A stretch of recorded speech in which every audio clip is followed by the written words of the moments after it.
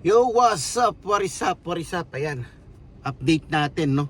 Wala tayong entry ngayong week na to, kaya kailangan natin mag-vlog. So, yan, last night natin ngayon, mga Baps. Na-survive natin yung 4 days na straight na ating duty.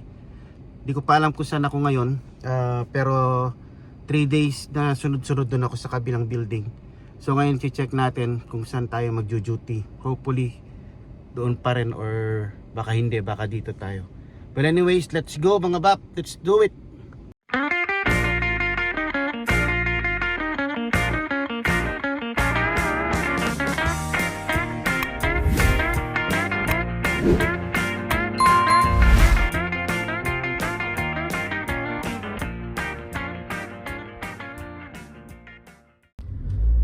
Yo, what is up mga Bap? Good morning. Time check 5:59. Yan, kakadrop lang natin kay manager sa kanyang work. Gabi na naman. Madilim na naman. Palagi tayong madilim, ano? So yun, kakadrop lang natin kay manager. Vlog tayo ngayon. Roro vlog lang tayo kasi day off natin mga Baps.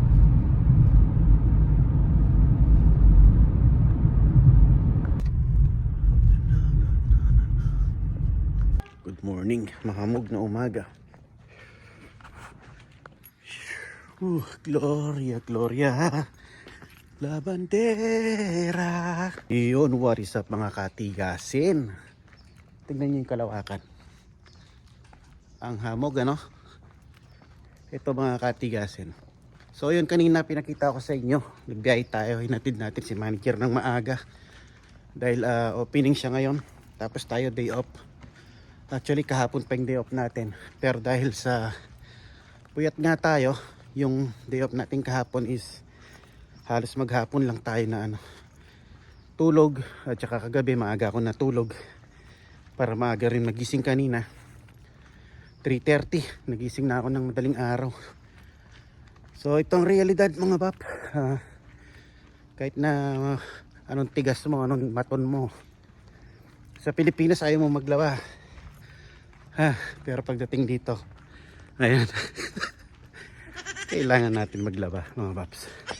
Iyon kasi nga busy life mga Bap. Busy life dito, may kanya-kanyang trabaho. Kagaya niyan si manager opening sa work. Tapos tayo yung free, tayo yung day off. So ayun, kailangan natin maglaba.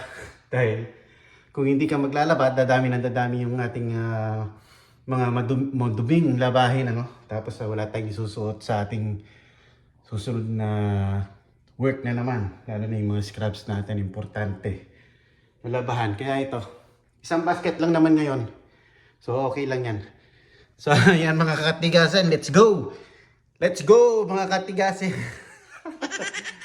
Laban na tayo. Natin lagay.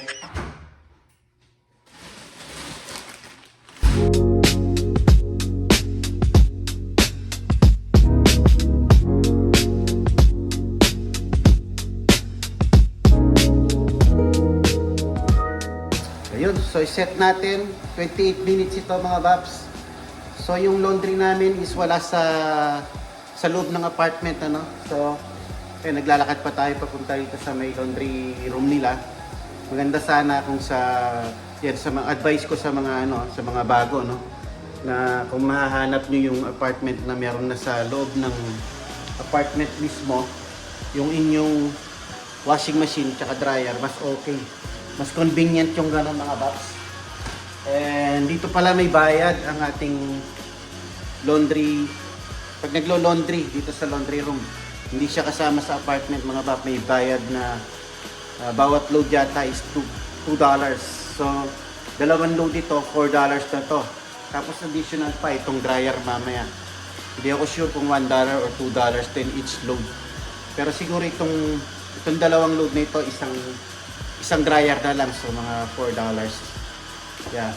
So yun, sa mga bagong lilipat, advice ko kung makakahanap kayo ng apartment na nasa indoor na, nasa apartment na yung wash and dryer nyo, mas okay yun mga Baps, mas convenient. Kagaya niyan, hamog-hamog, kailangan kong lumabas para maglaba. So anyways, let's go. Uwi na muna tayo. Tignan natin kung anong gagawa natin, madadagdag natin po ating Roro vlog. Alright?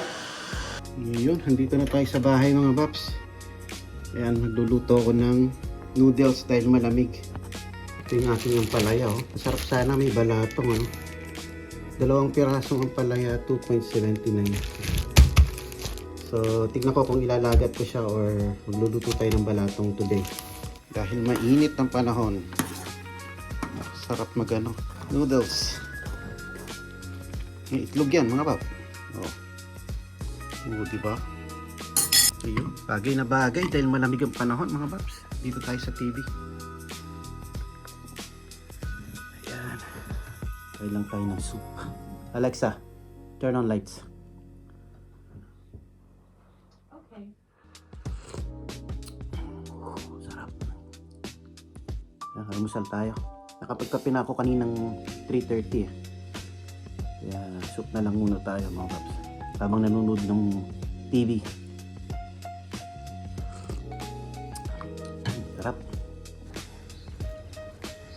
Ayun, nag-alarm na mga pap. Balikan na natin yung ating labahin. Para mailipat natin sa dryer. Tapos another 45 minutes. Mag-a-alarm na naman tayo. Ang hamog mga pap oh. Bumaba ang foggy sa Kalawakan. Grabe oh. Lipat na natin to sa dryer mga paps.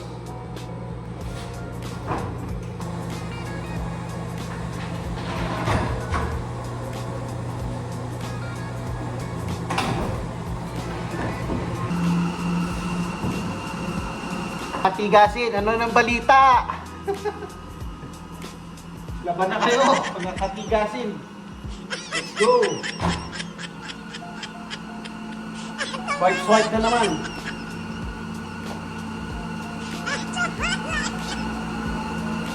Check natin, tapos babalikan natin dito. Ayan na, 45 minutes. So yan, balik na naman tayo sa bahay. Mag-relax ng 45 minutes, balikan natin. Let's go! Let's go mga kapuyaters and mga katigasin! Maglaban na kayo mga katigasin. Tahimik na tahimik yung apartment complex mga bap. Dahil Sunday ngayon, halos natutulog pa yata yung mga tao. Tayo, ang aga natin nagising, 3:30 ng madaling araw. Pero maaga rin kasi ako natulog kagabi. 8:30, tulog na ako. Pero sa side hustle sana ako eh. Kaso, hirap pag-drive pag ganyan mga baps. Malabo ang Kalawakan. Baka madisgrasya pa tayo. Yun mga bap, i-prep na natin itong ampalaya natin.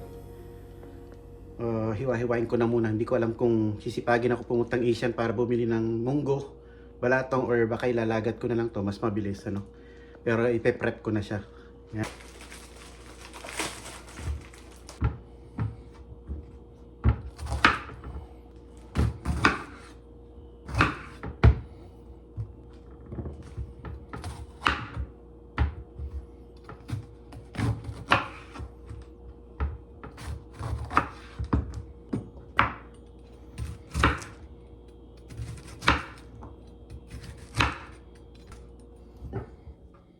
Yan na mga bab, bababad natin ng mainit na tubig tsaka asin para mawala yung pait. Tapos mamaya tingnan natin kung balatong or ginisang ampalaya na lang gagawin natin. Yan, tapos ting labahin natin mga babs, kunin natin saglit. Yan mga bab, tapos na tayo nagluto, ay naglaba. Ito luto na natin, lagat natin. Maghiwa lang tayo ng sibuyas, bawang, kamatis. Painit lang tayo ng mantika, konti mga babs. Tapos igisa na natin yung ating sibuyas, kamatis at saka bawang para sa ating lagat ampalaya or lagat ampalaya or ginisang ampalaya mga babs. So, igisa na natin to mga babs. Ang ating sibuyas, kamatis, saka bawang. Igisa na natin para sa ating liga. Uy, ang sarap.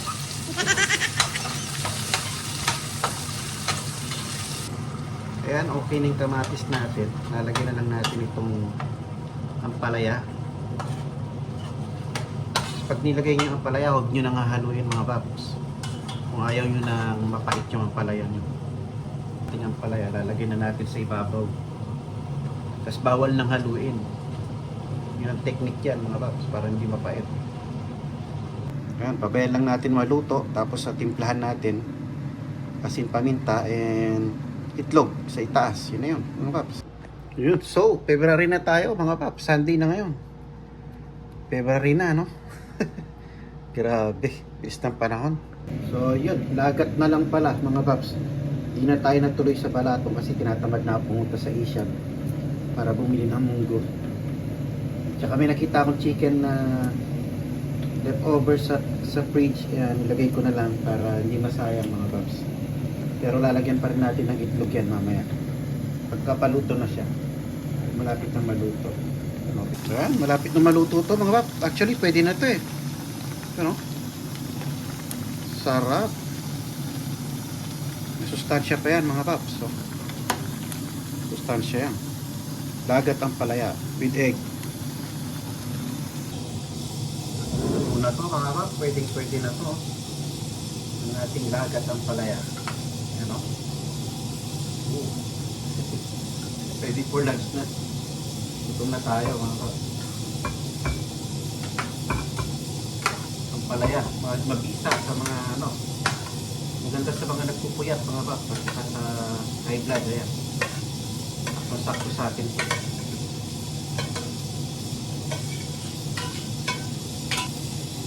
Yun o, oops, tatapot pa yung sabaw eh. Siya mapait. Yun o. Yan mga bapo.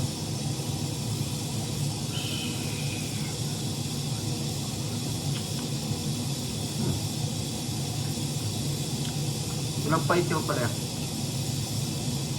Ang init nga lang. Yo mga babs, nakaidlip ako. Tapos niluto ko na rin itong pinakulo natin na ano, pressure cooker natin na pata. Nag-invento na lang ako, parang style humba siya pero kulang yung ingredients mo. Kulang yung ingredients ko kaya kung ano na lang mga available. Style humba mga bro. Ayan, ang ating humba pata. Parang ano rin, parang adobo. Pero hindi adobo, hindi siya adobo. Pwede na rin mga babs. Sarap po, nanginginig yung taba oh. Mariosep, high blood. Gamot sa high blood. Okay yan. Ayun o. Pwede na to mga paps. Let's eat. Sarap. Kontra sa high blood. Ito naman pang high blood yan mga paps. Ito kakainin natin. May araw mga paps. Morning walk tayo. What is up? Happy morning. Monday morning mga paps. Ayan. Pumasok silang lahat. So ako lang naiwan dito sa bahay. Kaya ito. Lakad muna tayo. Sarap maglakad dahil may araw na mga paps. Wala nang foggy. Tapos na pala yung day off natin mga paps. May pasok na tayo mamayang gabi. Mga kapuyaters. Kaya ito, walking lang tayo para makakita tayo naman. Para ma-preskuhan ba? Nakaka-presko kasi nag-walking mga paps. Lalo na pag ganyan yung panahon. May araw pero